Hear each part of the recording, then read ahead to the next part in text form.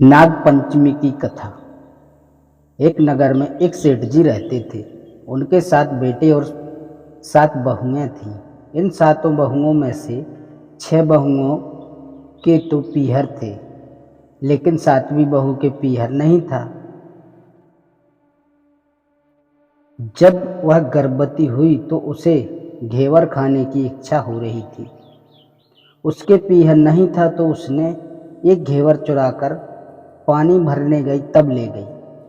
वहां जाकर पेड़ के नीचे घेवर रख दिया और सोचा कि पानी भरकर आराम से घेवर खा लूंगी। जब वह पानी भरकर घेवर लेने गई तो वहां घेवर नहीं मिला। उस पेड़ के पास एक बांबी थी, उसमें एक नागिन रहती थी। वह नागिन भी उस समय गर्भवती थी। घेवर को देखकर नागिन की इच्छा उसे खाने की हुई और उसने घेवर खा लिया। उस नागिनी ने सोचा कि यदि साहूकार की बहू मुझे गाली देगी तो मैं उसे डस लूंगी, और यदि कुछ नहीं कहेगी तो इस बिना पीहर की को पीहर दिखा दूंगी।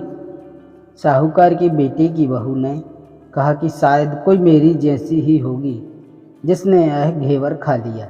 ऐसा सुनकर नागिन बहुत खुश हुई और उसने अपने बेटों से कहा कि तुम इंसान का रूप बनाकर जाओ और साहूकार के बेटी की बहू को लेकर आओ। नागिन के बच्चे इंसान का रूप बनाकर साहूकार के घर चले गए। वहां जाकर उन्होंने कहा कि हम हमारी बहन को लेने के लिए आए हैं। तब सास ने कहा कि पहले तो कभी नहीं आए, इतने दिन कहाँ थे? तब उन्होंने कहा कि जब हमारी बहन का जन्म हुआ तब हम नानी के घर थे और शादी हुई तब हम परदेश कमाने के लिए गए हुए थे। उन लड़कों ने बहुत सारे कपड़े, गहने और मिठाइयाँ बहन के सास और जेठानियों के लिए ले गए थे। सास अत्यंत प्रसन्न थी और जेठानियाँ उसे देखकर जल कुड़ रही थी। सास ने बहू को उनके साथ भेज दिया। बामी के पास जाकर उन्होंने कहा, बहन, हम नाग हैं। उस दिन जब तुमने पेड़ के नीचे घेवर रखा था तब तुम्हारा घेवर हमारी माँ ने ही खाया था। उन्होंने तुम्हें अपनी बेटी माना है, इस नाते से तुम हमारी बहन हुई। बहन, अब तुम हमारी पूंछ को पकड़ लो और डरना मत। उनके कहने पर वह पूंछ पकड़कर बाम्बी में चली गई। वहां पर उन्होंने उसे बहुत लाड़ प्यार और सुख से रखा। वहीं पर उसने एक लड़के को जन्म दिया। जब लड़का थोड़ा बड़ा हुआ तब की बात है, पड़ोसन ने साहूकार की बेटी की बहू को सिखा दिया, अगर तू तेरी माँ की इतनी ही लाडली है तो तू तेरी माँ से कहना कि आज तो नागों को दूध में ही पिलाऊंगी। पड़ोसन का ताना उसे सहन नहीं हुआ।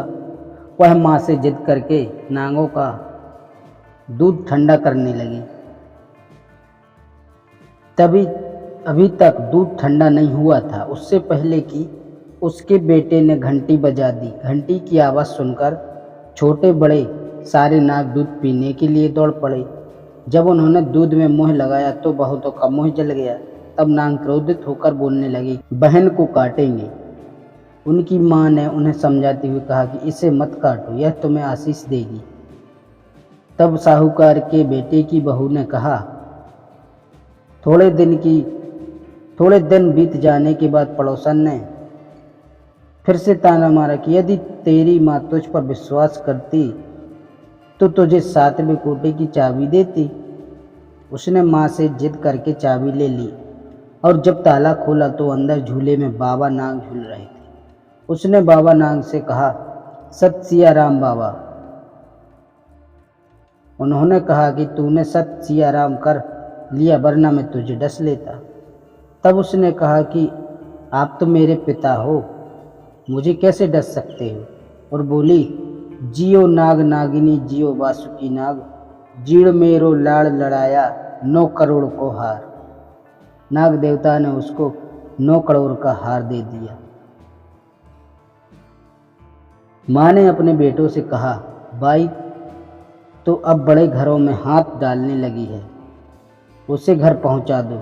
नागों के साहूकार के बेटे की बहू को बहुत से गहने कपड़े दिए और ससुराल पहुंचा दिया। थोड़े दिनों की बात है, उसका बच्चा झाड़ू तोड़ रहा था। ताई ने कहा, झाड़ू मत तोड़, इतना तोड़ने का शौक है तो तेरे नाना मामा के यहाँ से लाया होता। सांपों ने सुन लिया, माँ से जाकर कहा। माँ ने कहा, 2 झाड़ू सोने की बनवाओ, 2 चांदी की बनवाओ और दे आओ।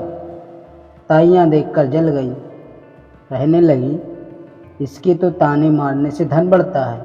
कुछ दिनों के बाद की बात है, बच्चा गेहूं बिखेर रहा था। ताई ने ताना मारा, गेहूं बिखेरने का शौक है तो ताना नाना मामा से ले आता, हमारे यहाँ तो मत बिखेर। सांपों ने सुन लिया, जाकर माँ से कहा। माँ ने कहा, 2 बोरी दाने सोने के घड़ाओ, 2 बोरी चांदी के घड़ाओ और दे आओ। ताइयाँ और जल गई, कहने लगी, इसे ताने मत मारो, इसका धन बढ़ता है।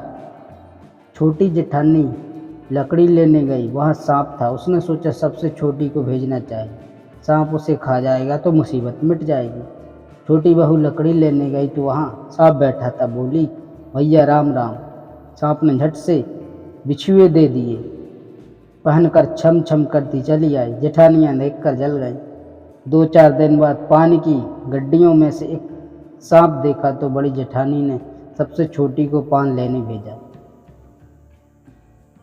उसने सोचा आज अवश्य सांप काट लेगा। सांप को देखता छोटी बोली, भैया घर के क्या हाल है? घर में सब ठीक तो हैं? सबको मेरा राम राम कहना। सांप ने मुंदड़ी पहना दी।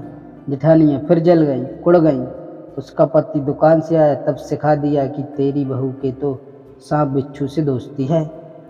साहूकार का बेटा अपनी बहू से रात को कहने लगा, सच सच बता, सांप बिच्छू तेरे क्या लगते हैं जो तुझे काट खाने के बजाय गहने देते हैं? बहू ने कहा, वो तो मेरे भाई भतीजे लगते हैं।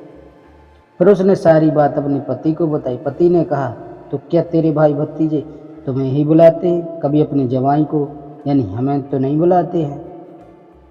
आने कोने में छुपे सांपों ने बात सुन ली तो जाकर अपनी माँ से कहा। माँ ने कहा, दोनों को बुला लाओ। वे इंसान का रूप बनाकर दोनों व बच्चे को बुला लाए। खूब कपड़े गहने देकर तीनों को विदा किया। ऐसा समर्थ पिया नाग पंचमी की कहानी कहने वाले को नाग पंचमी की कहानी सुनने वाले सबको मिले। जैसे अनपेहरी वो पहले रही थी, किसी को भी ना रखे। यही थी नाग पंचमी की कहानी। हम आशा करते हैं कि आपको नाग पंचमी की कहानी पसंद आई होगी। तो दोस्तों, हमारे चैनल को लाइक और सब्सक्राइब जरूर करें।